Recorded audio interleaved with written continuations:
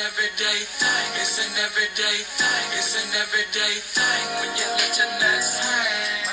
All right, guys. So this is Shout out to Empress Monica, man. We about to keep it lit. She about to tell her life story. This is a everyday PJ supporter, so we're gonna support her, and you can follow her at Empress underscore Monica underscore on TikTok and on YouTube, Empress Monica. So yeah, shout out to her. Let's keep it lit. part one of how I was sexually abused and raped by my mother's ex-husband, not the pastor she's married to right now. So basically, I remember up until I was about 6 years old. Yikes. It's hard for me to tell this story right now. It's like because I had grown up with so much hate in my heart, so much anger, so much resentness towards my family, myself. I used to basically sleep in my room for hours because I never wanted to come out of my room. But that's going to be towards the other side of the story. So basically, I remember like, I don't even know if I can just like say certain things on here. So I'm going to just try to, I don't know. And I don't want to keep yapping. So basically, when I remember up until like 6 years old, 5, 6, like I remember like my mom used to go to work. Her and him, I believe, used to work at White Castles back in the days. Yeah. Because they used to bring home them cheeseburgers, like 4 boxes each for me and my other 3 siblings, because it was 4 of us. I'm the only girl. Sadly, I'm the only girl. And good thing I was the only girl, because he probably would have done it to that one too. Only girl from my mom, basically. Me and one brother, we have the same mother. They might hate me after this video, but I don't care, because at the end of the day, you know, I gave my family the benefit of the doubt so many times to like say, hey, like, I still love y'all, regardless if y'all don't believe me or not. So many times, but it didn't. It's like now, it's like even when I just, you know, automatically just friend them instead of blocking them like I've been doing. I just feel like I miss them sometimes. I love them, like my siblings and like other people that wasn't in a household, if you understand. And I still love my mother because she gave birth to me, and I feel like, you know, she wasn't the type of mom that would comfort too much, because maybe she had too much on her hands, or she wasn't just that lovable. I don't know, but I always look for comfort, like in my schools, like my teachers and stuff like that. Like I was obsessed with my teachers, like, because they were so sweet to me. But anyway, let me get on. So basically, it's like when my mom went to work. I remember one time my mom went to work and she looked out the window because it was like a bed, a small room. She was renting a room out of one of her cousin's room, which is my second cousin. She was renting a room out of their house, and he was in that room with her. And the other room in the back, which had like the glass window thing, like you could knock on, because it was literally a window. So they gave that room to us, like me and my brothers and stuff. We had like bunk beds and stuff like that. So basically, when she went to work, we seen her through the window, and I was laying on top of her ex, like, you know, hugging like father daughterly type. It wasn't that. I just, like, in my head, I can't register and thinking about that, knowing that what he done to me. So it's like it was something like that for me. But then I started feeling something like tweaking, like something like throbbing, because I'm an adult now. I know what that feels like. I was feeling that, and I was 6 years old. I got a twinkle down there myself. And I was like, okay. It kind of felt good. Sad. Sad. And so he started lifting up and going like this, like, like he's yarning and lifting up in the air. Like, I'm thinking, okay, he's doing that. But and then it's like pushing on my little parts more. And at the time, I felt like I was enjoying it, but I didn't know what was going on. So it started off like that. And then it was times where when my mom was at work and he was home watching me and my siblings and I, and he was ironing his clothes like off the bed because they had a twin size bed back then. It was crazy. He was ironing his clothes, kind of knee on the floor-ish, and he had like these shorts on, which I used to put my hand under the shorts and kind of try to feel what is under those shorts. I mean, I learned from somewhere. Like I said, I only remember up until I was 6 years old when I started doing this stuff, and my family kept basically saying it. Let me go a little bit back, because my family was basically saying like, oh, she was learning something from somewhere, because it was a lot of my family that was sneaking around talking like, oh, this little girl a little fresh because she was learning something from somewhere. I just don't know. I just remember up until I was 6 years old, and they was telling me that, oh, the uncle I had that passed away from cancer was the one that molested me, and because he molested my mom and her other siblings. But I don't think that was it, because I don't remember that guy touching me. I remember his name. His name was Paul. He never touched me. That's my cousin, my second cousin, father. He passed away. So no, I don't remember that. I always woke up to my panties being down, my pants being down. Everything was dropped to my hips when I woke up. But anyway, I always remember what happened. Anyway, so when I was reaching up there, and my brothers was actually in a room at the time, and he was like telling my brothers like, get out the room, go to your room. And then once they went to their room, I was like getting so nervous and scared, and he was like, okay, go ahead and finish. And I'm looking at him like, I'm scared. So and then I remember him taking like my clothes off and stuff like that, and him like laying down, the TV's on, the light is off, and him just, he had like these nails that was so thick and hard, and it was crazy. Like, I just remember him laying on his back. Do you know the bed is like this long because it's a twin bed? But he was laying this way because his TV was right there. And he's playing with my stuff, basically. And touching, and like, it was so much touching. I swear I end up going to sleep. I remember that. I end up waking up to like just being in pain and waking up, and he's still down there touching, and I feel the nails and all of that. And then I just started crying, so he just let me go out the room and stuff. Like, I just felt nails and touching and rubbing the area, basically. And listen, it's just something that you can never forget, and family could never say that nothing happened to you before, because it's just something that if any of my children went through something like that, listen, I am going to jail. I'm going to jail. And if you ever told your mom, and I'm going to jail.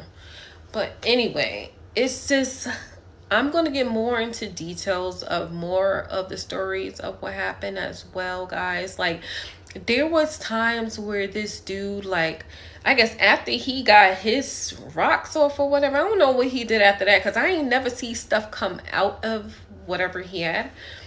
But I do remember occasions where I would walk in the hallway and he used to get mad and throw water on me while he's washing the dishes. Like, he would grab a glass of water and throw it in the hallway on me. And I used to run for dear life.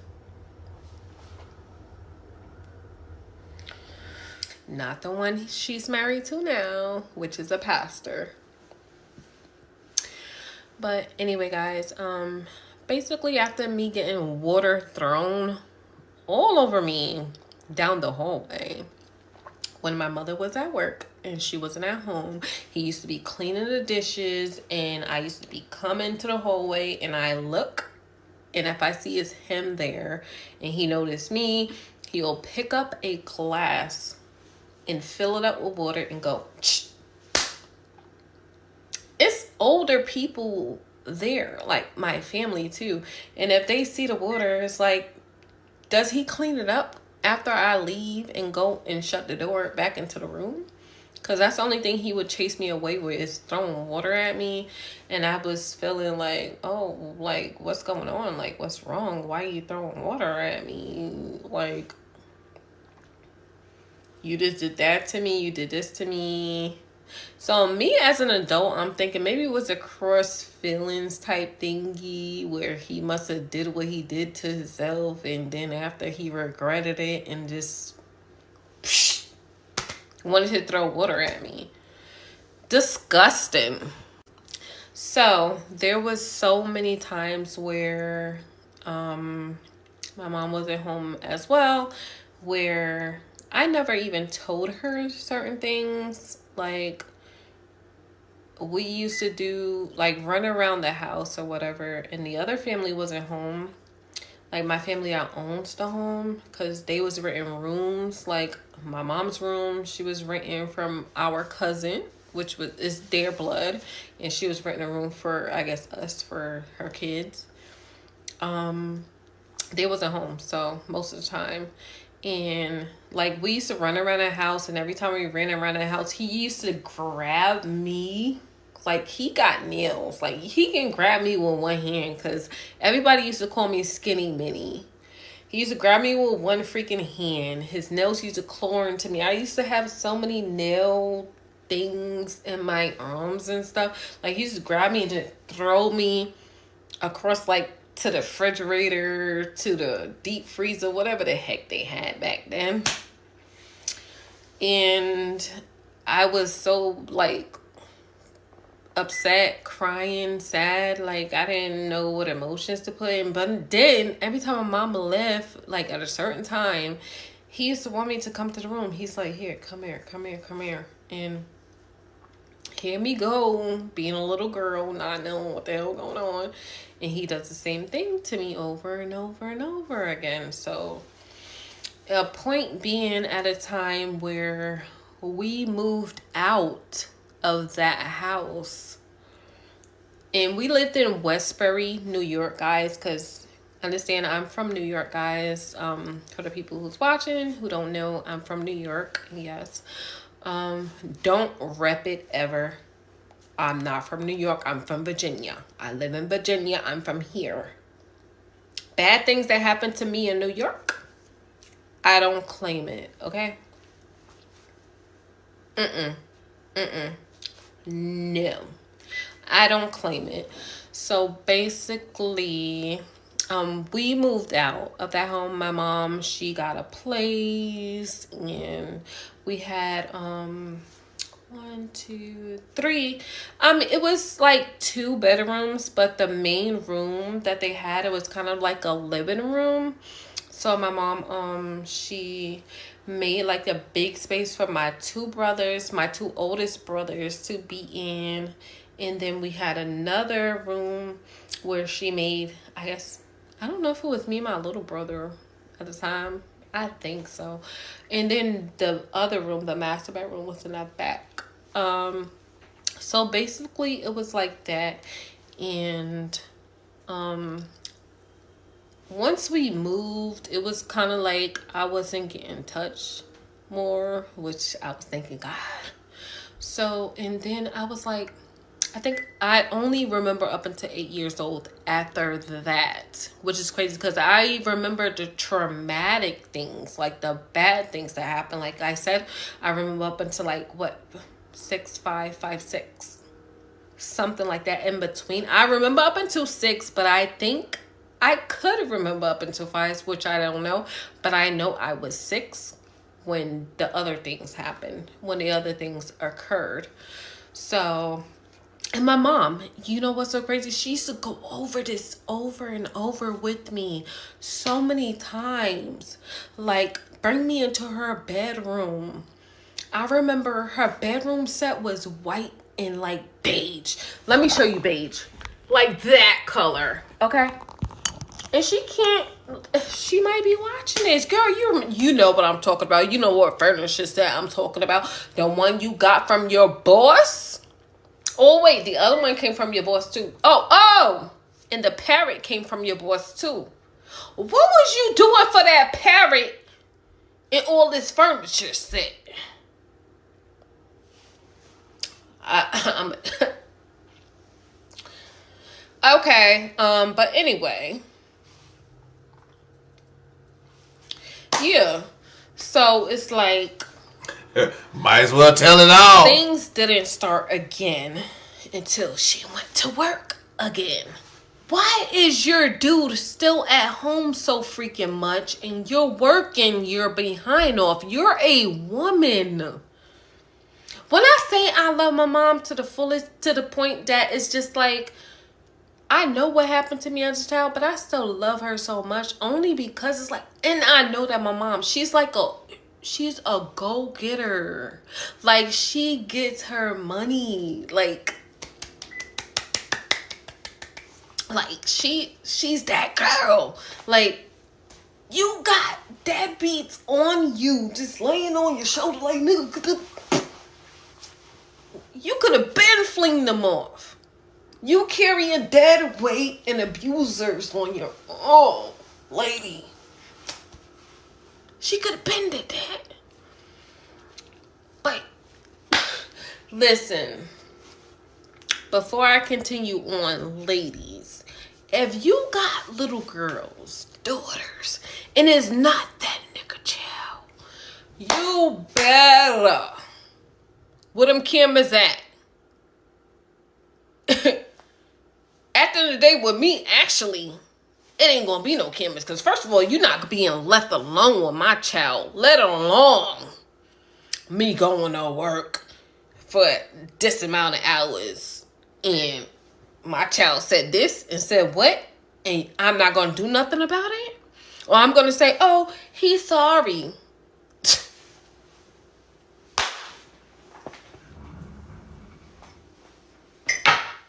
Motherfucker, he's sorry where? Where, bitch? What is motherfucker sorry at? Because what? What are we talking about? Where is he sorry at? Anyway, so one time I was in the blankets in my mom's room. She wasn't there, of course, because my mom was the breadwinner. She worked a lot. She was a breadwinner as always, and she worked a lot. So my brothers and I was like wrestling in the bed with him one day. And underneath the covers, I went, of course. And all of a sudden, I feel a freaking squeeze from one hand. If you could feel a squeeze with one big old hand, you know you was a teeny baby. If somebody grabbed you with one hand, you know your butt is small and you was a baby. So I felt a squeeze from both of my butt cheeks, from hip on. Squeeze, squeeze. That's what the heck I felt.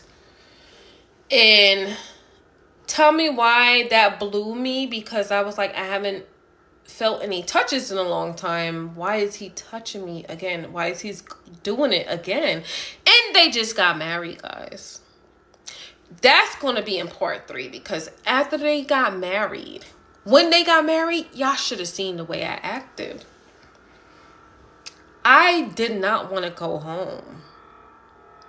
Mind you guys, I forgot to say about the first part where my mom actually looked through the window when I was on top of him, like hugging him, kissing him, like, because my dad wasn't around and I seen him as that before he started yarning, going, and I felt something down there. Like, I was hugging him and kissing him, like, I was enjoying the time, like, oh, it's a man in the house now, you know what I'm saying? And my mom looked through the window and she seen, he didn't even seen. I looked at her and she looked at me and she just walked off. Like, I feel like she knew something, but if you knew something as a mom or you think something funny, like, she looked weird, but she still walked off. She looked through that window and I seen her face and she just walked off.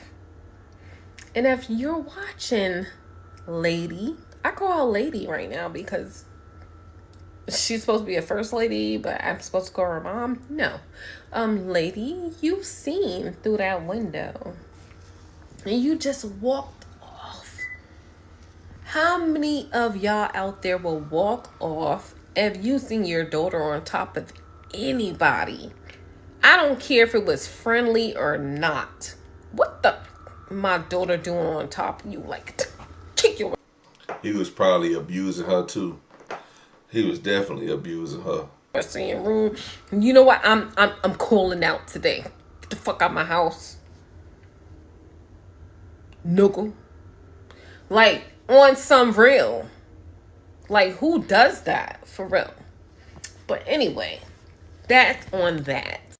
Alright, sorry guys, my phone died. It's on the charger, so crumbs. So basically, I was feeling like so sad and like all of that stuff. And once it was like a reception, we had it in like Hempstead, New York. I think the marriage was in Westbury, New York, where we were actually living around where our cousin lived at. It was in Westbury, New York. We had the reception in Hempstead, New York. So basically, it was like during the reception, everybody was getting so freaking drunk. It was like red wine spilt in all the food. I don't know if that was purposely or was made like that, but I just remember that the food was so disgusting and it tasted like wine. It tasted like nasty wine. Like everybody was drunk, just spilling wine and just throwing it in here. Because, you know, I'm an adult now and I still remember that taste to this day. I'm like, who the hell put alcohol in food? It was disgusting. Like, when I say it was disgusting, it was disgusting. Like, the kids, we were hungry because everybody was out there dancing and going crazy. Him putting the little stonking thing, you know, the little tidy thing up the woman's leg. That was some back in the day stuff. I don't know if they still do that now, but once he did that, I was just so mad. Like, I just wanted to tell my mom, like, no, don't do it. Don't do it. Man. But, you know, the craziest thing is that I never wanted to get out of that dress. I end up having, since they went on a honeymoon, wherever they went. I end up staying with my grandmother. I don't know where my brothers went because they wasn't with me. But I end up staying with my grandmother, Marianne Palmer. God rest her soul, because I love her so much. And I was always with my grandmother. And I love my grandmother some reason, I wish she was my mom at so many levels. Okay. But she's a godly woman. That's the one that led me to church. Nobody else did. Not my mama, not nobody. When I went to my grandmother's funeral, I was crying like crazy. And when I went to her son's funeral, my mother's brother, I was crying too like crazy. But it's like once it was my grandmother, it touched me so bad. I'm like, you know what? I'm getting closer to the Lord, because my grandmother always had me in church since I was a little girl. All of this, it's like, you know what, I lost my favorite person in the world, and I'm like, man, I can never get that back. My mother is not the person that, I ever went to at a young age and blah blah blah. But anyway, let me tell you, at the age of 8 years old, let's go back. This light blur is driving me nuts. Okay, so after they got married, and I was like 8 years old, basically. Yeah. And I end up telling my mom, I'm like, Mom, he did this to me, he did that to me, he was touching me, it hurted, and this and that. And she wondered why she used to have to put Vaseline down there, because I was telling her every time I went to the bathroom, like, mind you guys, before the story, every time I went to the bathroom, it used to burn because he was touching me down there when she was at work. So she wondered why. So now I actually told her after they got married, thinking that they would get a divorce. So I told her, I said, Mom, it burned down there because he touching me and he's doing this, he's doing that. I told her everything he was doing to me. She even asked me the color of his thing, how it look, what he did. Like, listen, I cannot fathom none of this, because it's like, it grosses me out, for real. So at the end of the day, when I told her all of this stuff, and she was crying the whole time I was telling her, and then like a while later, she told me to leave the room, go into the room with my brothers. I go in there, and then she calls me back into the room, you guys, and she has him in the room. I'm crying. I'm furious. I'm like, no, get him out. My mother said, no, he wants to say something. He wants to say something to you. So she brings him in the room to say something to me. So me, as 8 years old, I just turned 8, and I'm listening, and he's apologizing to what he did to me, and that it would never happen again. And my mom's like, do you hear him? Like, he's apologizing. It would never happen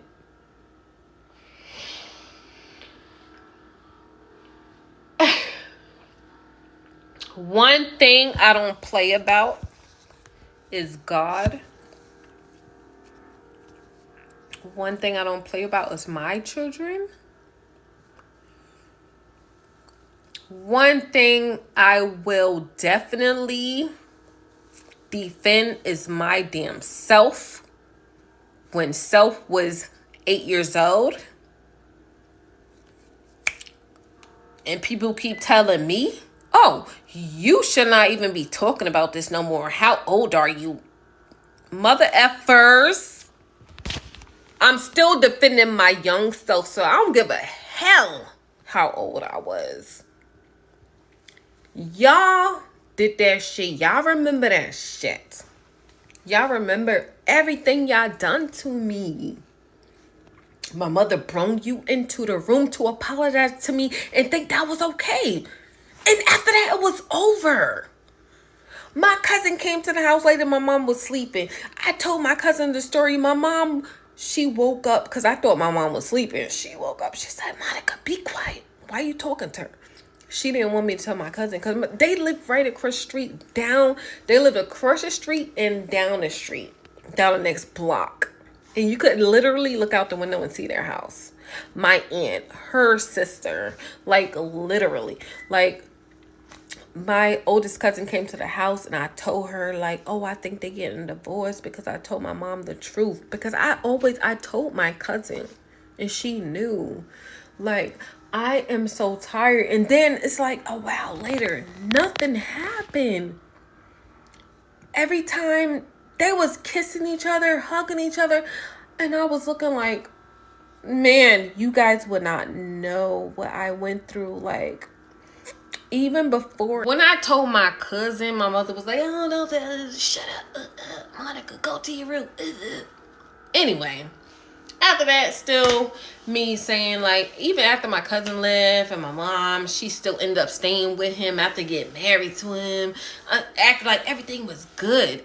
Every time we had family over, family would hug, kiss him, hold him, like, welcome to the family, bruh. Like, my mother's brother and stuff like that, he passed away, God rest his soul. Like, man, I know he's looking over me right now and saying, you was telling the truth. Because now that he's looking over and he's an angel, he can see everything that happened to me that the family said I was lying about. And you know what? F all of them. Because at the end of the day, I know what happened. I even confronted my mother. Let me say, 2024. I said, Mom, hey, how about I take you guys to the Steve show or the Murray show to get a lie detector test or this or that? And she said, no, Monica, why would you want to put us up there? No, don't do it. Don't do it. Don't do it. Don't do it. She said, don't do it so many times. For what? You don't want to be on national TV because you're a pastor's wife? No, Monica, don't do it. Don't do it. Yeah. Yeah. I didn't want to embarrass y'all too. Shoot. Y'all done did it to yourself. I still should do it. What y'all think? Somebody shout out over there because I'm about to put this on PJ's account. Y'all know PJ, the real people. It's about to be on his account. So what's up? Should I put it on the what is called? Don't look at the lace front. Oh, Jesus Christ. Yeah, my lace front is. Man, I tried to just put on a wig for y'all for the damn video. Don't look at that. Look at this side. Look good. This is the good side. But anyway. Okay, let me move along with the story because I know y'all tired of me just talking and talking. So basically what happened was I got older. I put a stop to everything. Once I see my mother and she telling him to come to the room to apologize to me, this and that and the third, I put a stop to everything myself. At that point, I felt like I had nobody but myself, and to defend myself and put a stop to it, stay away from him as much as possible, do not interact with him as much as possible, to like go hang out with my brothers as much as possible because I didn't like hanging out with them because we had to wrestle. I had to wrestle with my brothers because I had 3 to grow up with. Like they wrestle and do all this manly stuff. I was like, hey, I'm in it now. What's up? I want to get knocked in the headlock. Like, you feel me? So I was hanging out with my brothers more. That's how I started whooping A's. Later on, y'all gonna hear that so later. Yeah, but you know what I'm saying? It was just crazy for me. So at the end of the day, nothing ever even happened. When my mom actually got her, you know, because her job, she does good stuff. My battery's about to die. But let me plug this in.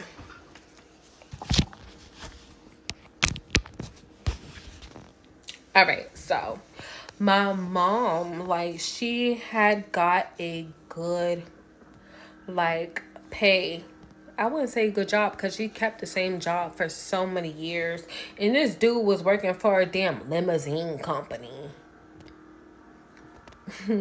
How many times my mom caught him lying and cheating working in that limousine company? Because y'all know when you doing a limousine company and you supposed to wear a suit and drive the limousine, people getting drunk in the back. 9 times out of 10, you fucking them and you're doing that and you're doing this and you're doing that.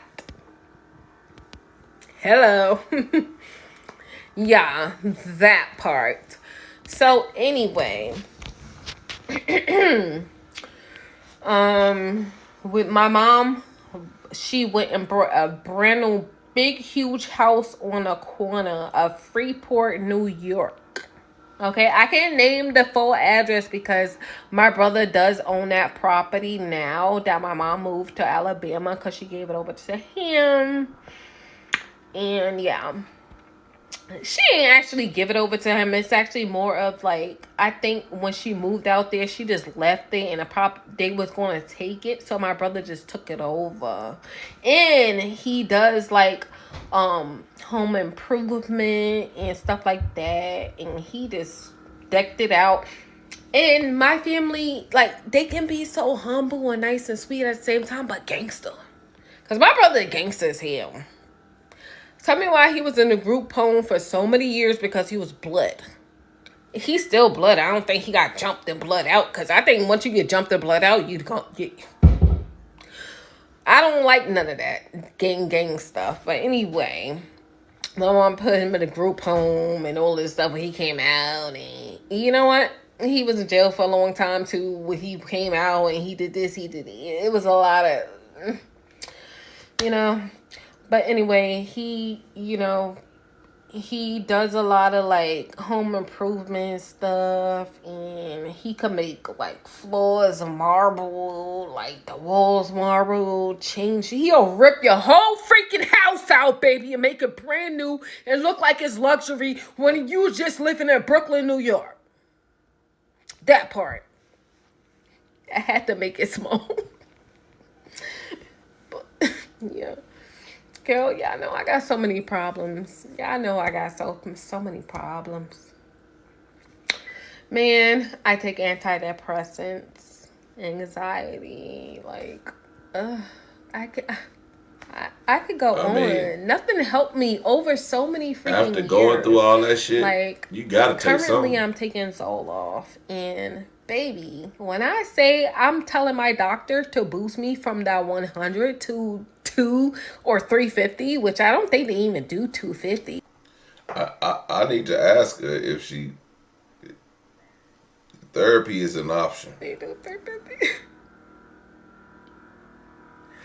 Yeah.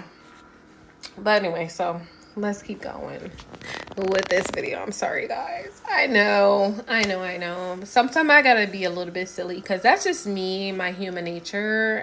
I have a little bit of silliness in me, and when I want to be silly, sometimes I do like to enjoy that and to get it out, and not to just bring on like my past history and things that happened to me, because I try to forget certain things, but then it's like sometimes when you try to forget a lot of things, it's like you really tend to try to fake laugh, smile. And I don't want to be the person to do nothing like that, because I really want to, put my story out there. Is one of the things I never wanted to do was ever do that and tell my family business. I'm going to tell you guys like how all of this stuff happened, how I got addicted to drugs at a young age, how I got addicted to cocaine, how I tried crack, how I was in escort at a young age,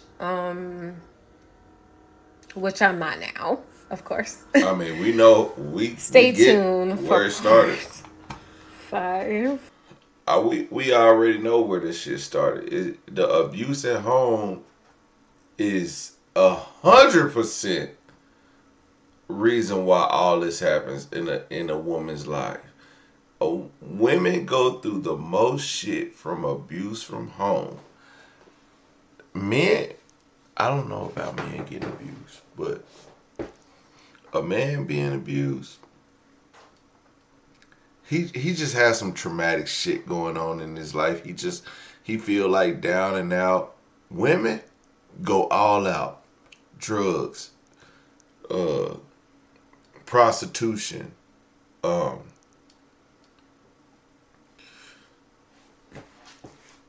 we gotta talk about like having babies and not taking care of them, or treating the boy better than the girl, or the girl better than the boy, or the firstborn better than the rest of them.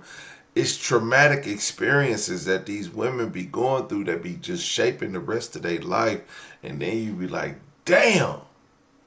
But shout out to Empress Monica, because she actually living her best life, and I'm actually proud. After hearing this, I'm like, nigga, she gotta be getting therapy, but cause Joker said, I, what Joker say shit?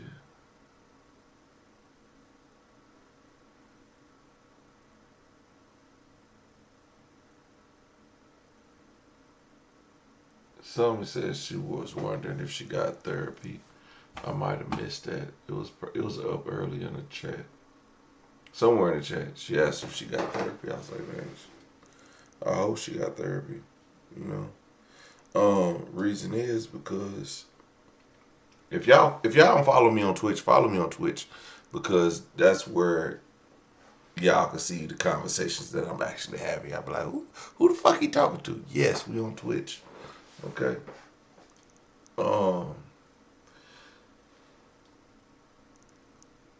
but therapy probably is needed, and it's probably the reason why she can move on and be in a happily devoted marriage. Like, how could you how could you get past something like this so traumatic, and then be something that your parents wasn't? That wasn't her real dad. That was some random nigga. And now she's married to another. The mom is married to another man who brought another man into her life. But I don't take it that she likes her um, mom. I don't think she like her mama because of the things she says. But I do say therapy definitely is probably helping this woman out. I guarantee some. It might, if it ain't therapy, it may be the comfort that you receive from a man. But like, cause all the other stuff was probably so fucked up and fake, and it's crazy how you could be like, oh, your love is not real, cause when people been through so much traumatic shit, prostitution, drug drugs, being SA'd as a child, and then somebody come and love you and you be like, nigga, is you for real? You gonna love all this shit? And he tell you, yeah. And to drop that wall that women put up when all this shit that they've been put through all their life, for somebody to drop all that shit and let a person love you and be like, shit, alright, we in this for life. And just be like that. I know, because I watched it. After I see that, I watched the shit. I'm like, shit, oh. Ooh. And now hearing her story, I'm like, God damn, what kind of therapy you got? Because I need that type of therapy. For real, I need that type of therapy. I need to get over some shit. I need to get over some shit ASAP. Like, I got stuff in my I got stuff in my mind from like relationships that I just be like, man, I feel kind of, somebody told me I was damaged. I was like, fuck. I said, alright, I'll be damaged. But you know what? Ain't nobody gonna hurt me no more.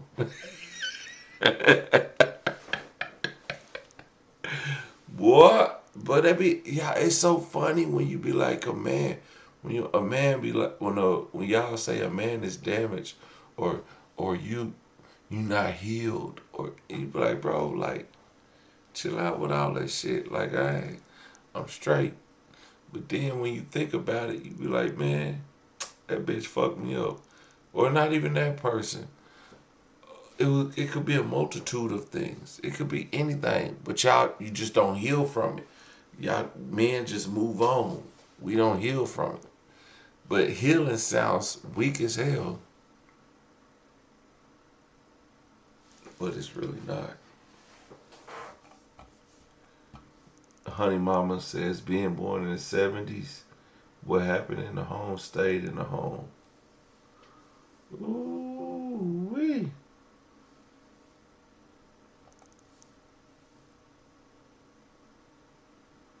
They have online therapy. Mm.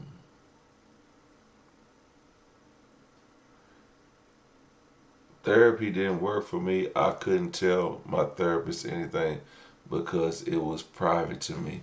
You know what? That's the thing. Is I think if you tell a therapist, listen, tell a therapist, don't tell your spouse. Tell a therapist, don't tell your spouse. Your spouse will judge you. Your therapist, they'll help you cope with the feelings that you have. They'll help you be okay with it. I'm telling you, when I seen a therapist and I talked to him, and just was like, you know what, this chick don't know me from nothing, but she finna know. And then I be like, you tell her everything, and then she just like, I had a woman therapist. She was like, you know what?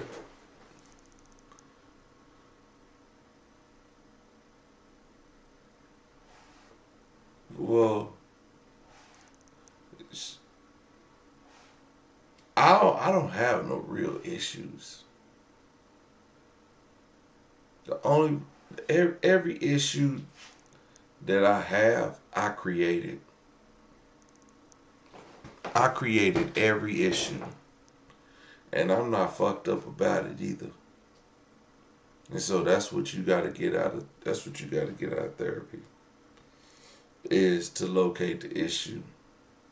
So after when I seen a dude staring at me all crazy and stuff, I went to this home. This home for was like young women and stuff like that. Cause I went to the social service that was in Uniondale, New York, which is close to Freeport. That's the social service that everybody goes to. So I went over there to try to get like housing for young moms or something like that. They placed me into this home. It's called Regina Residence. Nobody ever go there. Girl, if you set foot in that place, they taking your assistance, they taking your child support, they taking everything you freaking got, and they calling ACS on you. It ain't called DCF over here, baby. It's called ACS, Child Protective Services. They calling that on you. Don't play with him. They crazy. And that was supposed to be a local church behind the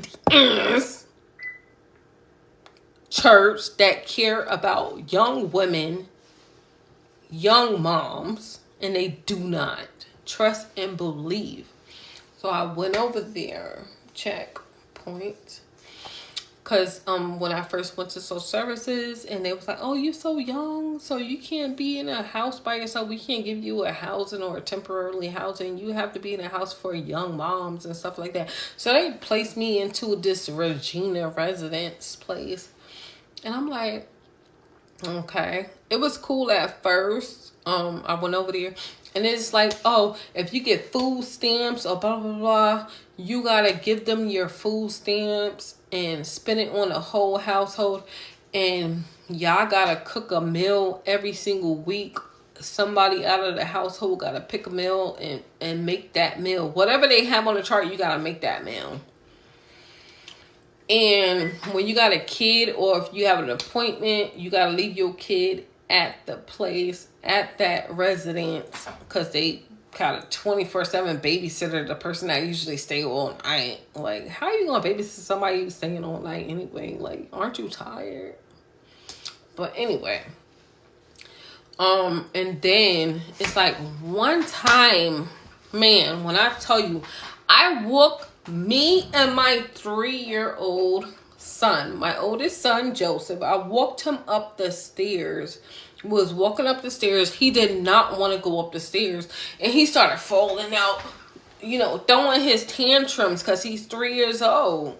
Like they call it the terrible threes. I mean, terrible twos, but he was terrible 3s, 4s, and 5 and 6. Like, come on.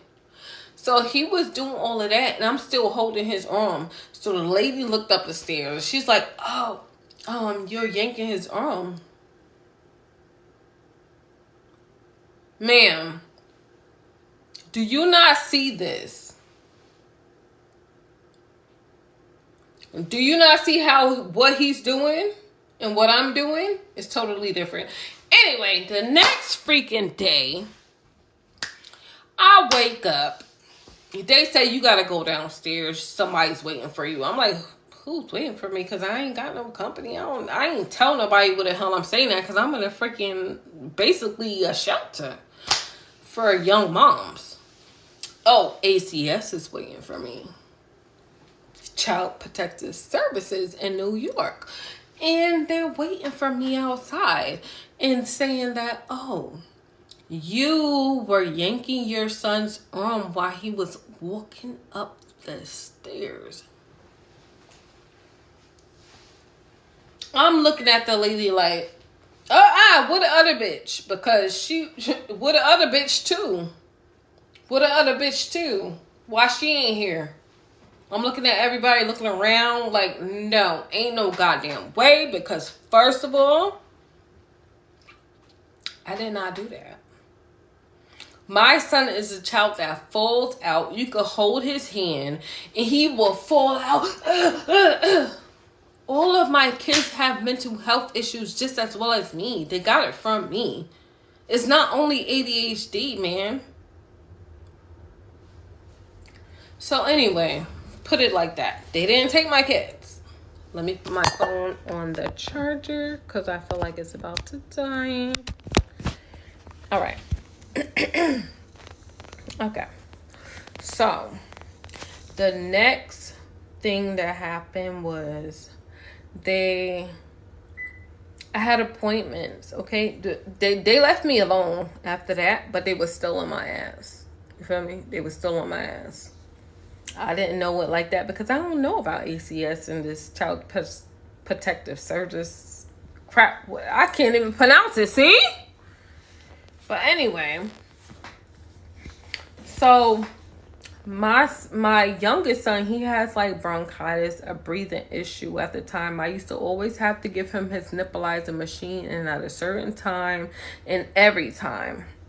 So they always have somebody in a hallway of all the moms' rooms and making sure these young ladies are doing what they're supposed to be doing. All the time, I wake up in the middle of the night, my son coughing. I'm going ahead and grabbing his stuff and giving it to him, and the lady is there in the hallway. She sees. So the craziest thing is one day, it was raining outside. You feel me? It was raining heavy and hard. And once it slowed down, I went outside. I said, because my son at the time, he had an appointment for the doctor. And I gave him his treatment and everything. Like, he had an appointment. I had a huge umbrella. I had him on the halter. over my boobies. So he was right here hugging mommy boobies, and I had the halter on me. Tell me why I came back from his damn doctor's appointment and they had CPS waiting for me and saying that, oh, I took my baby out in the rain. I shouldn't have done that because he had breathing problems. They didn't even know his whole fucking case or anything. Man, I'm so glad I got out of that fucking place so fucking quick. It took me like, what, 3 weeks to get my kids back because of being in that shithole. And then since my kids was already on that, in that place, like, I had so many issues and so many issues with my home and everything like that. Listen, I was a mom that did what I had to do. I took care of my children. I did what I had to do. Even my boys and my girls. But I didn't have my girls then. So it was just my 2 boys. So this is the gag right here, which is really, really bad because my kids, my 2 boys, I mean, I keep in touch with them now, definitely. And I love them dearly. They know their mom, they know me. And we keep in touch all the time. So the thing is that I went to court. I fought for them so freaking bad, so much, because there was so much that I could do at the time that I was so young, working. I was stripping, trying to make money to keep a roof over my head. That's when I met my daughter's father, and he was actually helping too to try to keep them before I even gave birth to my first daughter. And then after too, I gave birth to my first daughter, he was helping out. And it was crazy because he was giving me money, giving me breakfast. We was meeting up at McDonald's with a social worker, all of that stuff. It was just crazy. It's like one thing just led to another because social service really can try to knock the life out of you. And it's so bad because I was trying so freaking hard at a young age, but I couldn't really. It's hard for me to explain to you guys because at the time there was a time when my kid's father, he was helping me, and then he wasn't. So I had to try to figure things out for myself and try to make money because I was still dancing. And he introduced me to the nightlife strip club. Mind you guys, from the beginning of the video, he introduced me to the nightlife.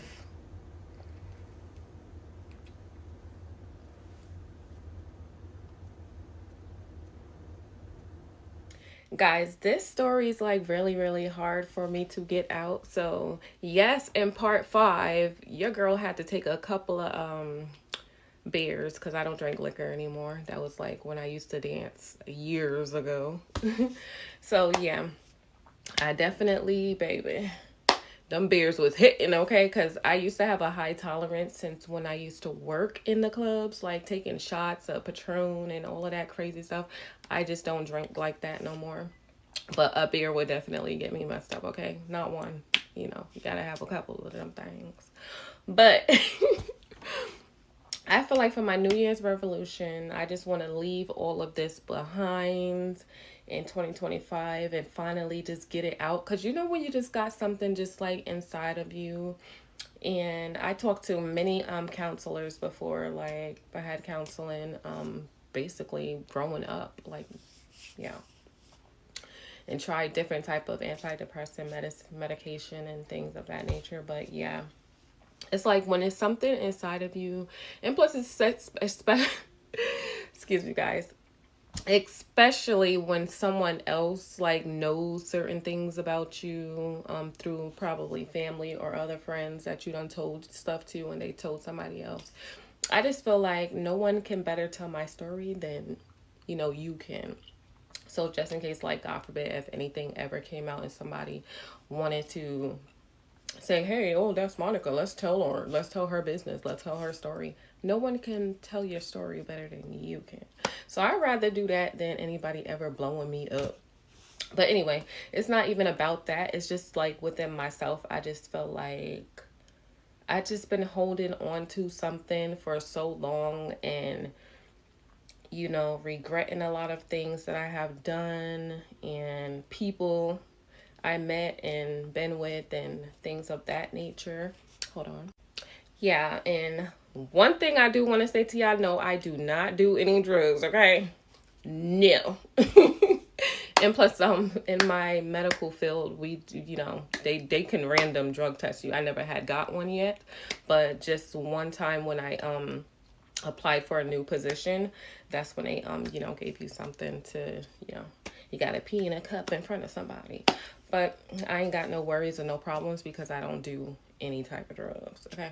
That was, you know, I feel like that's like more for like when you like in your early 20s. That's how I came about and got corrupted into the nightlife industry and had like dancers saying, "Oh, here, take, you know, peer pressure. Here, take a bump." Like it was stuff like that. So basically, yeah, so let's get on into the rest of the story. So basically, the whole thing with that Regina residence place, for mothers, young moms, like I think they had up until like 16 or 17 years old up in here. And I think I probably was the oldest. But they like called, it wasn't like the first time they called once and then they called another time, and I guess that was the final time. Being that my son, he would just like fall out out of nowhere. If he doesn't get his way or he doesn't want to go back to the room or something like that, he would just like fall out and just yank and fall, like throw tantrums. Yeah, I know the terrible twos and stuff like that. Threes and fours. They, yeah. Boys are kind of the more toughest to deal with than girls. So, basically that was then. And then once they had came in and spoke to me, like soon when I came in that house, I wouldn't even call that thing a house, man. That was hell and torture. Okay?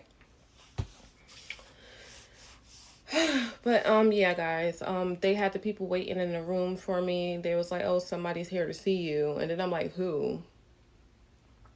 Them people.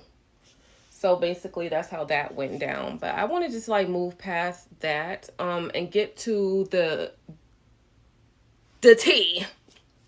Okay. The craziest thing, right? I was dating this guy. I think I got that job at 7-Eleven, if I didn't mention in the story. I don't know. Because I don't want to go back and watch, because it was hard for me to put it out, and your girl had a couple of beers, so I'm like, I don't know if I told like the story. But anyway, so I was dating this guy. I think his name was like Pedro. Yeah. He worked at the 7-Eleven. I got the job at that 7-Eleven. And I was doing a lot of things to like, you know, try to better myself. And at that time, guys, no, I was not doing any type of drug. I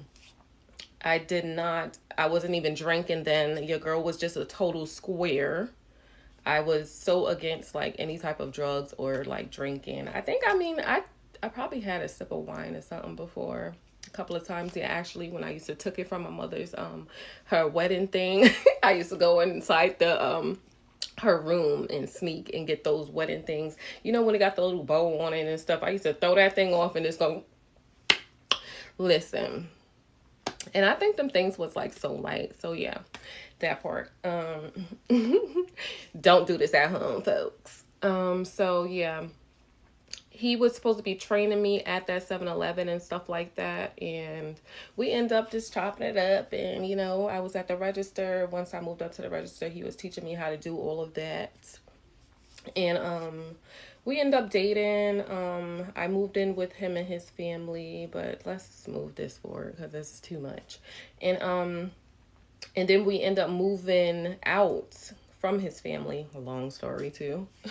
His family was a little cuckoo. But yeah. But hey, I was used to the cuckoo because your girl got ADHD. Okay. I was that girl. Y'all, let me stop playing with y'all. But yeah, on a serious note. But we end up moving into like this 2-bedroom place. I think it was like a basement. It was a finished basement. It was like 2 bedrooms in New York. If y'all know, you know. It was across the street from the Coliseum, basically in Uniondale. So we end up moving there. I think it's called Cunningham Avenue or something like that. Yeah. So we end up moving over there. I already got things for my kids. They had their room, the crib. I was speaking with like people from the social service, you know, when you do like visitation type things, because I had to do like certain things in order to regain custody of my children, which I did end up doing, guys. That was only because of that freaking crazy Regina residence home for young parents, which they supposed to help you and do a lot of things, which they didn't. They would just call ACS on you for no reason, and then once it's a second call, automatically, like, they do not care up in there. And I feel like they was so racist, it wasn't even funny, because they damn sure wasn't this color. But yeah, they was very, very racist and very strict about certain things. And then there was actually people in there my color that, you know, they mainly stayed in the office and they talk to you when they need to, blah blah blah. But I feel like she thought she was one. I thought she thought she was white too, because aren't we the same color? Because how come you telling me all of this stuff? Sorry, guys. People, my neighbors are outside doing something. Basically, I don't want to even put it like that as being, that she was racist, but I just know definitely that whole place wasn't for young moms. They wasn't there to help you. They was there to take your food stamps that you was receiving, that they made you get, they help you get, so they can feed the whole place up in there. And maybe they probably take some of them food stamps home to their families too. I don't know. And they take your child support that you're getting from your kid or whatever like that. And yeah, they keeping it. They say like, oh, they're gonna give it back like at the end, like once you leave and you prepare to move into your own place. Like, they don't do anything of that sort. They lied. Okay? And they lied. Because when I had left, I came back to get my child support money I had saved up, and other things like that. And they said, oh, we can't give it to you. It's our policy or something like that. Like, I'm confused. But anyway, let's move on. So let's get into it. So once we had moved into that 2 bedroom finished basement apartment or whatever, I did go back to the court and all of that stuff, did everything I was supposed to do. They brought me my children to my new place. And there was like a time him and I was going through some things. You know, I was done with the whole social service thing, got my kids at that time, because, you know, it was like a lot on me. And I'm like, oh, you know, this place, they really did me dirty and things of that nature. So I got my 2 boys back that I had at the time, because I only have 2 children. And now, just to remind you guys, my I have 2 boys, 2 oldest boys and 2 oldest daughters. My daughters, they are with their dad, so we do keep in contact. I keep in contact with all my children, but they're older now. So yeah, always have kept in contact with my daughter's father, even when we wasn't even always on good terms. So anyway, just to put that out there. And if you guys ever heard of a woman paying child support, yes, I am on that for my children. Okay. But anyway, minus my 2 boys. So we're going to get back into that. Basically, when I had got them back, me and the guy was going through things, and then he was saying like about us needing money because he didn't know how he was going to pay like the next rent or something, because I think our rent was like $1,200 then. Yeah, for the 2 bedroom. So basically, we're looking through the yellow papers. I'm looking for another job because I've been stopped working at that place, that is the 7-Eleven 12 blocks, since we were dating and stuff like that. It was just like, it was a lot. And plus, at the time, I don't think that I had like the childcare thing, but they helped me to get everything like once, you know, they, my kids was, you know, back with me basically. But it was like, it was a lot going on, where to the point where I can't really work, because remind you guys, my son did have like a breathing issue, because it's like something, I don't know, it runs in the family. I know my son now, he has asthma. So yeah, asthma does run on my mother's side of the family. So, and my kids were born premature, because I do have an issue with my placenta like spreading away apart. So I can't really have children full term, basically, and end up having miscarriages sometimes. But yeah. So hold on, guys. Sorry, guys. Sometimes I do get a little bit emotional, and then I start like just going off and on about, okay, I just want to keep it going at a smooth pace. So basically, we was going through looking through the yellow papers back then. If y'all know what time that was, yeah, around back in the day's time. So I'm like, hey, there's like a gentleman's club. I was thinking about like dancing or something like that, and he can stay home and watch the boys. And so we was both like iffy about it, because I was a square. I was a total square then, and it was crazy. So anyway, we end up going over there, and I had him watch them, and his mom was actually there too at a time that she came to visit. So he ended up taking me over there and driving me, and I went to audition, and I think I was able to like work the same night or whatever. That's where I met my kid's father. Now, guys, it gets crazy, right? Because the guy I was dating, I'm just going to move this forward a little bit. I end up telling my daughter's father, because that's where I met, big old Italian guy.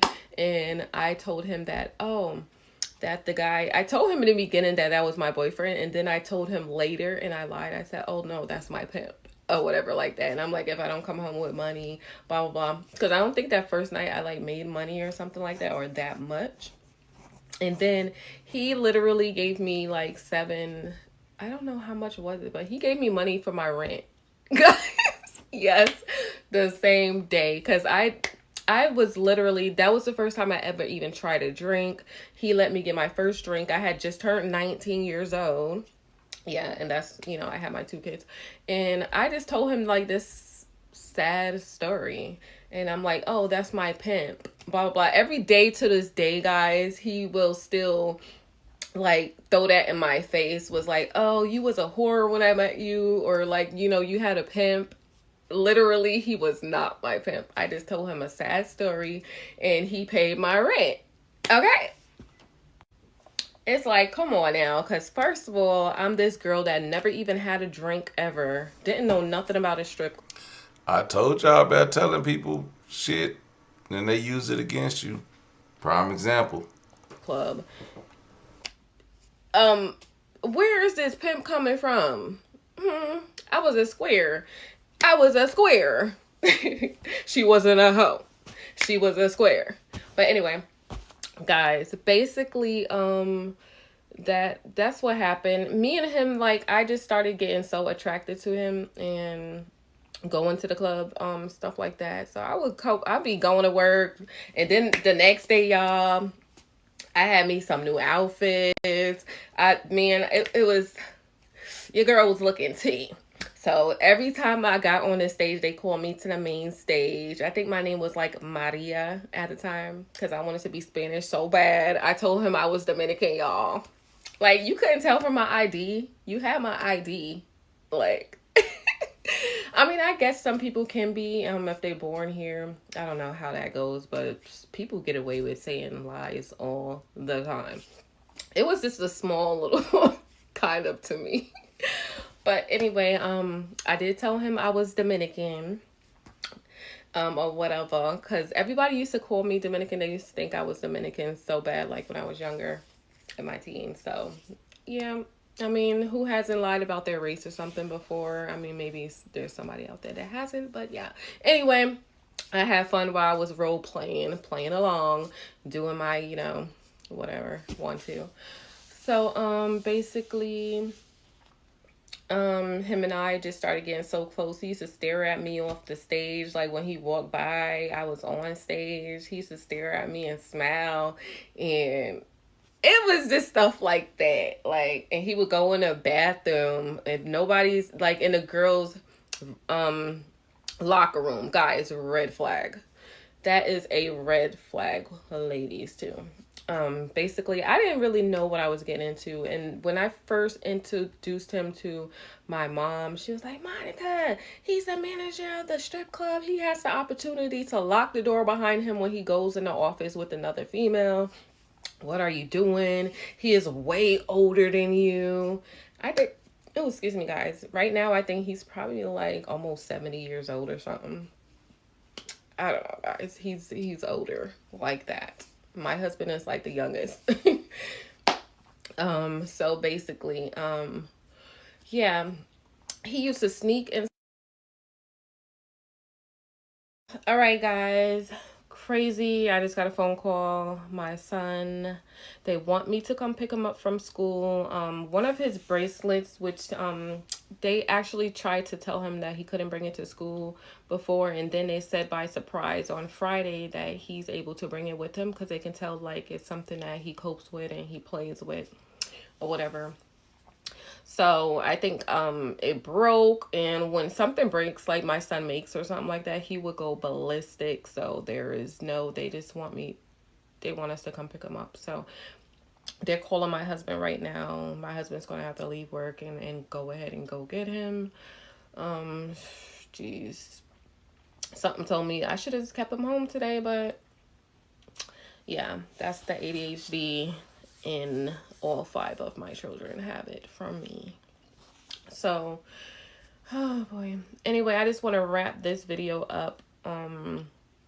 Basically, I end up dating him. I end up getting pregnant with our first daughter. So yeah, the guy I was dating, we end up breaking up. And I end up like, it was crazy, guys. I started working and I started getting depressed because of me thinking like, oh, hey, I'm going through this and I've been drinking and I just started and I already had enough issues that I grew up having. So, like I was saying before, how, when I first started drinking like 19 and he let me have my first drink because he was a manager of the club. Yeah, I had just turned 19, I believe. Yeah. So basically I was, starting to get a little depressed and stuff. I didn't even know at the time. I don't think I found out I was pregnant at the time. Like, cause you know how later on you find out you're pregnant and you like, oh my gosh, I was drinking. What if something happened? Like it was like that.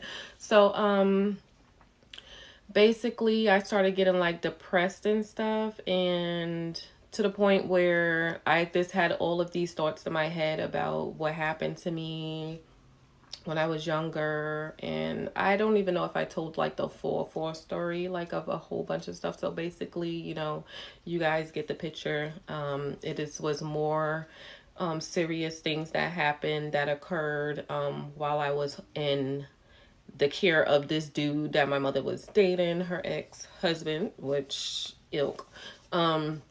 Other events happen as well. I just don't like to get too deep into it. It's just, it brings back bad memories. I have nightmares. I used to take medication to forget my nightmares that I had. I always had like, I don't know. But anyway, so I started getting like depressed and stuff. I had went to get an evaluation in a hospital or something like that. And I think I was like put on this different medication. That was the first time that actually I think I was on Zoloft. They had Zoloft then, and I'm actually on that one now because I stopped taking it after a while because I started getting depressed, like I said. So I actually called the people on myself. not like for no reason. It wasn't actually them. I called the social worker and I'm like, hey, I am feeling very depressed. My family wasn't there for me at the time as much as I needed them. I did have like some of my family watching my boys too, like my aunts when they were down there at the time, and my dad and them, but I guess they didn't want to watch him and they thought like I just wanted to go and hang out and something, walk the street or something. I don't know what the heck they thought I was doing, but at that time your girl wasn't doing really much of nothing. Okay. But just making my money, just trying to live. So basically, then I had to ask her, I'm like, hey, I need help if I go into the hospital because I'm feeling really depressed and I don't want to harm myself. And they asked me, did I want to harm my kids? I'm like, no, definitely not. I said, if anything, I would rather harm myself than harm them. That's crazy. But I was just saying I was really, really depressed and I needed help and my family is not there. We tried to find someone and I actually literally called everyone before I called these people. And I'm like telling my mom, telling my dad, telling my aunts, I'm like, I need help. None of y'all, like, they wanted to help me at the time. So I'm like, they came over and basically I signed papers for them to take my children for a while until I don't know how long I would have been in the hospital for. And so, hold on. So I'm telling them, being strict with them, saying like, will I be able to get my children back with me? My two boys that I had at the time, will I be able to get them back once I, recover and feel better? And from being depressed, because they said I could possibly like been in the hospital once I checked myself in, because I did go to check myself in, and they came with me because they was just like, wanted to make sure I was safe or whatever. So all of this was mentioned in court before, like, I asked for help. I knew I seen a problem and I just wanted to go to the hospital to get help because my family wasn't able to take them for me. Will I be able to get my kids like once I feel better, blah blah blah? And they said that yes, not knowing this whole thing was going to blow over and be a whole process, stating that, oh, you gave your kids blah blah. It was so much things that were said, which was crazy. Once it was about that time, like I left the hospital and did what I needed to do and got on medication and blah blah blah blah blah. And that was like then in the mix when I found out that I was pregnant and stuff like that. So it was crazy, guy. It was a long process. The visits, it was like, basically I'm feeling like, damn, like I asked these people for help. My family gonna call me, oh, why would you do that? You got your family. You could have called us. I called you guys and you guys still like, it drives me nuts that they was like, oh, why would you just give your kids to the system, and y'all could have helped me. Y'all could have avoided that situation. They was like, oh, like when it came to the point where everybody was like, you could have called me, you could have done this, you could have done that, besides calling them. I didn't know you was serious. You're not going to take, you didn't know I was serious. And I'm at the point where I'm saying, I feel,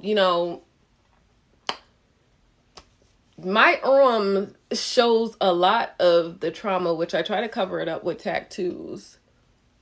Okay. Yeah, none of this is fake. Like, no. So anyway, this was like in my 20s. I don't even know if y'all could really like see it. Probably not. But anyway, Oh, you I can covered see that you up can see the with cuts. tattoos and stuff. It's still fading, and yeah, I might get it shaded in again. But at this point, I just haven't been like really caring much about like what my arm looks like. Sometimes I do, sometimes I don't, and sometimes it's just like, I don't. I do regret it, but it's just like, that's just a part of me that I have to deal with and heal from, that I done it before. That's when I started to actually like, be suicidal and wanted to unalive myself so many times because I feel like my family wasn't there for me. My family on my mom's side really didn't care anyway much about me because I just feel like they always treated me different. I don't know. I just, I still got love for my mom and stuff like that, but I had to get help with it myself. I was going to counseling, doing all of this stuff on my own, like everything, making sure I get the help that I need, and I didn't have the support that I needed from my family. So, but anyway, everything is all cool with that now because I don't talk to anybody, not a soul anymore. It's like sometimes when I talk to them and I add everybody on social media and stuff, and then I'm like, no, this 2026 is a whole new version of me because I do not want to speak to none of these people. And I just feel like every time like things occur, it's like I keep remembering like the past and how they wasn't there for me, blah blah, and the situation that that my kids had to be placed in then, with me getting like going through all of this stuff that I've been going through. Hold on, guys. So basically, it has became a long process, like with the court and everything like that with my two boys. And I just want to speed this up more because I do have to go get my son from school. They both, I think after like 15 months of being there, they was able to get adopted. I knew the person. She used to come to my house and bring them sometimes as well. So, she ended up adopting them. Basically, my other son's father, he was able to get him, but something happened, which I don't even do, never done to my children. Like it was said that he had abused them. I went down there and I was pissed. I heard that it was him in it. The paper that we had got in the mail, it said something about him abusing his son and his girlfriend, some crazy stuff. But anyway, guys, that's what happened with my oldest boys.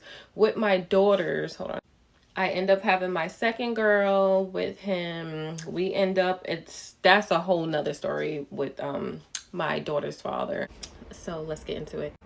So when I broke up with the guy I was with and I started dating my daughter's father, I was dancing. I had to dance in another club because one day he had smacked me in my face because another customer in the club was, touching me. And I got mad at him because basically he was flirting with some girls in here. And even when I was off on my off days at home with our kids, basically, so basically that's what happened. We was going through a lot, went through a lot with the last person I was with. So that's why I ended up going out with him and having his child. She said a lot without saying anything at all. And stuff like that. So stay tuned for this. So I started working in another club, and he kept doing what he was doing, blah blah blah. I was hearing stories about him with other dancers. Like when I was working at another club, every club I went to, there was like, oh, I had his name tatted right here, which I covered up with the butterflies. They was like, oh, you're the baby mama from so and so, and I'm like, yeah. And they was like, oh, he told us about you. He said that you were a co-head and some crazy stuff like that. But that's just, I'm pushing it forward, guys. So when I started dancing, it was like other entertainers and stuff, they was like trying to influence me to like, hey, you want to try this stuff, and make you feel good and you'll dance better and make more money, blah blah blah blah blah. So I was like iffy. And then like the next time I came to work, and I was like, okay, because they kept peer pressure, telling me like, oh, blah blah blah. We became like close friends and stuff like that. A lot of the dancers were doing it then. So I was like, okay, why not?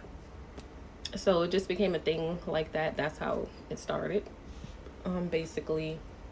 And I had another friend that was working for this escort company. Yeah.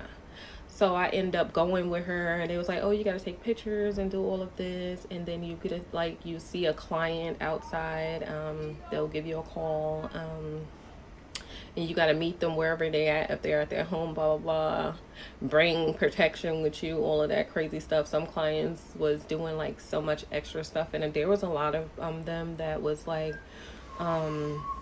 they wanted you to like do the white stuff with them. Hold up.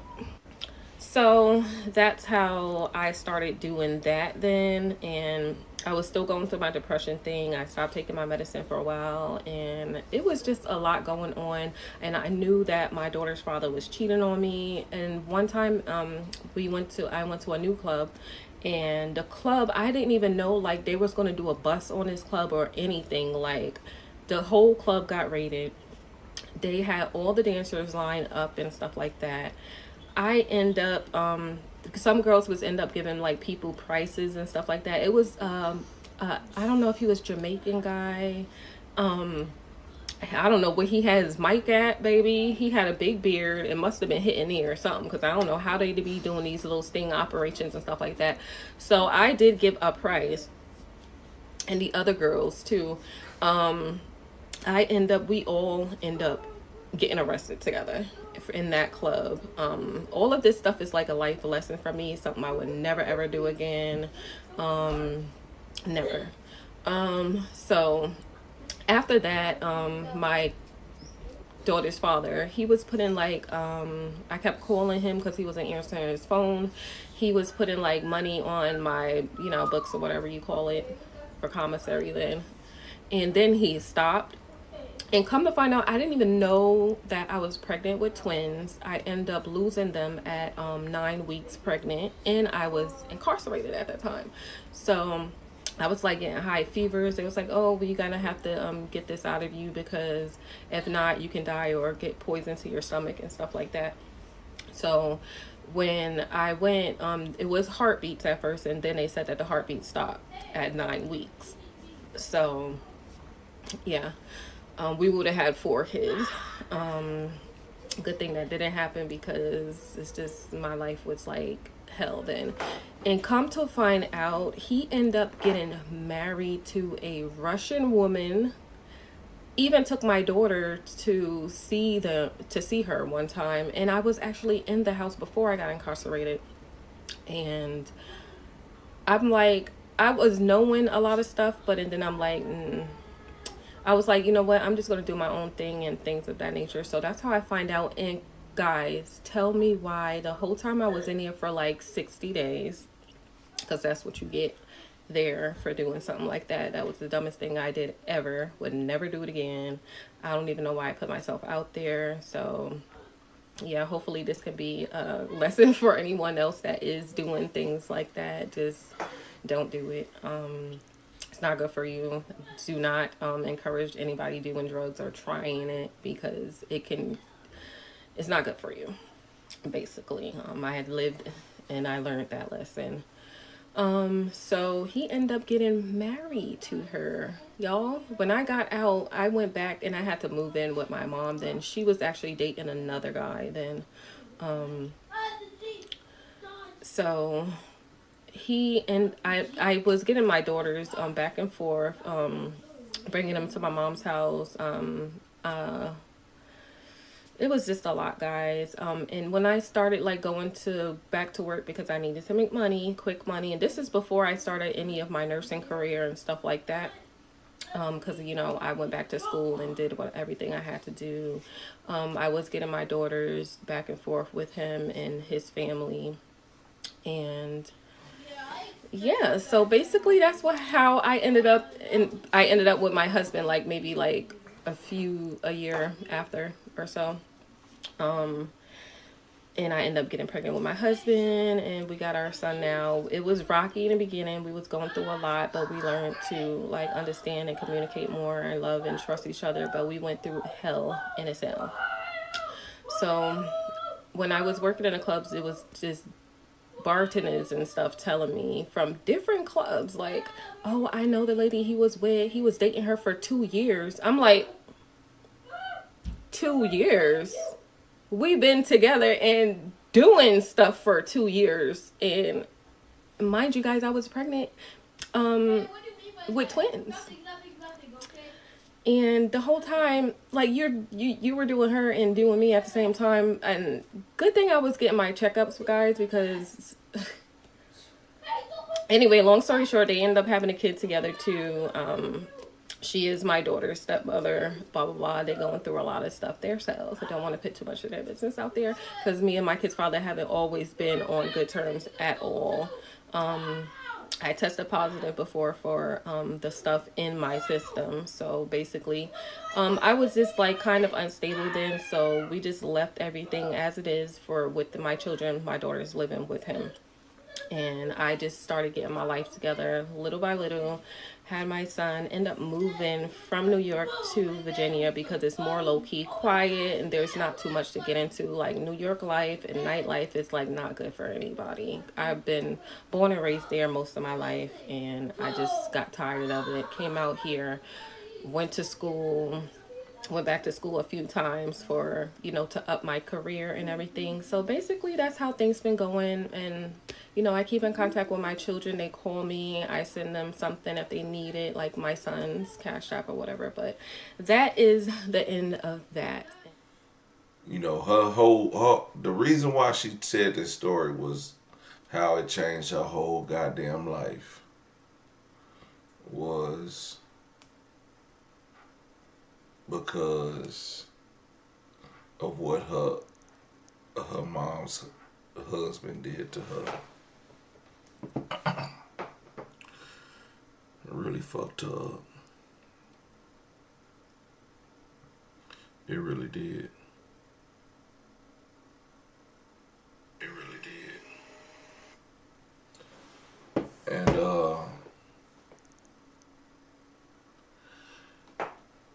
I'm glad she got her shit together because, man, through all that, you can still find love with somebody, marry somebody, and be happy.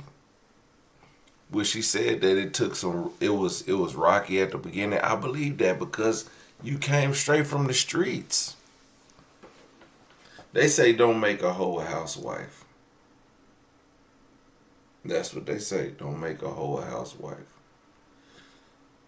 But if you do, you got it. Shout out to her husband because this nigga got to have some balls of steel. Because how do you take somebody away from where they have a tough skin and they shielded and guarded on everything they do to being open and willing to trust you to love them?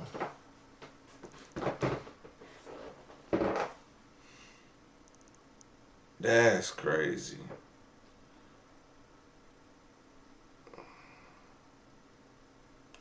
I just couldn't.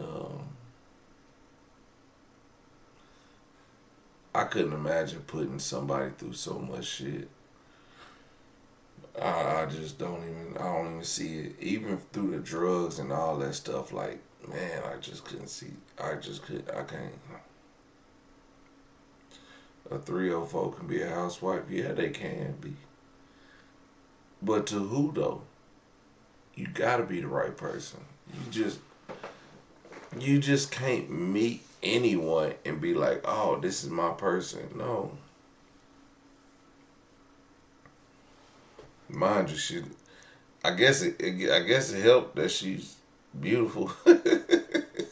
But at the same time, you just got it take a you got to have special skills to reason with a woman that been through so much traumatic shit in her life that it would make her feel better to settle down with you and not go back into the wiles of the world and just be, mind you, she said she was out taking on tricks in the club and her baby daddy's out sleeping with God knows who. You know what type of trust issues that would build in a person? Man, that'll fuck me up. And that'll be just, it'll fuck me up just on one side. If both of us doing it, I wouldn't trust nobody. I'm not saying you can't make a whole housewife. I'm saying it's got to be pretty goddamn tough.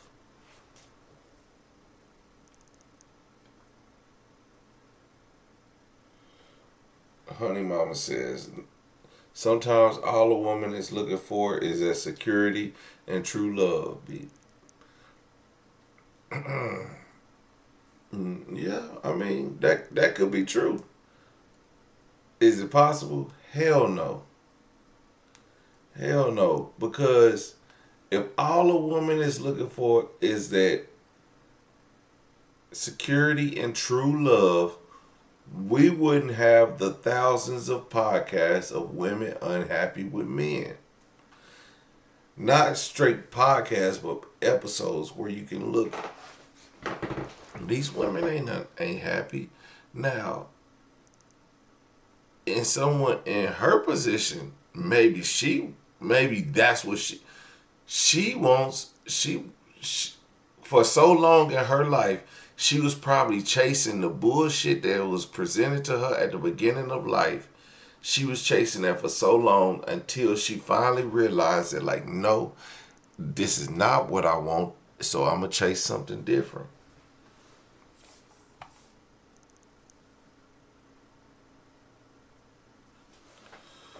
If she wants to be a housewife, then she will hang up her whole tendencies. No, no. Prime example, Aisha Curry. She could be a prominent housewife, but she got some whole tendencies. She need to soil her raw oats. Mm-mm. But not to say that it can't happen. I'm just saying it's possible that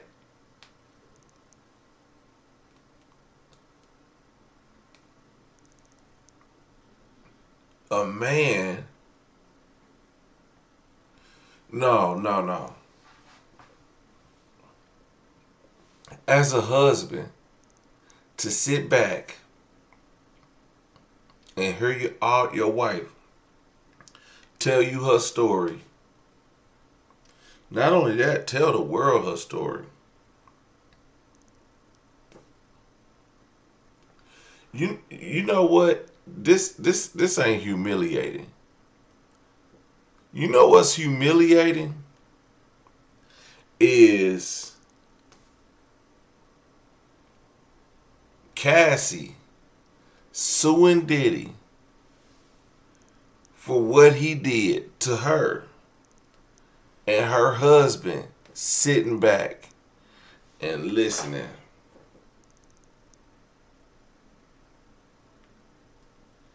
And you gotta be like, damn,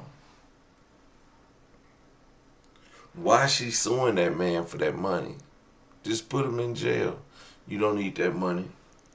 P Diddy gave her $30 million. Still had to go to prison.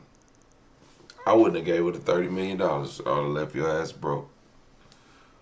But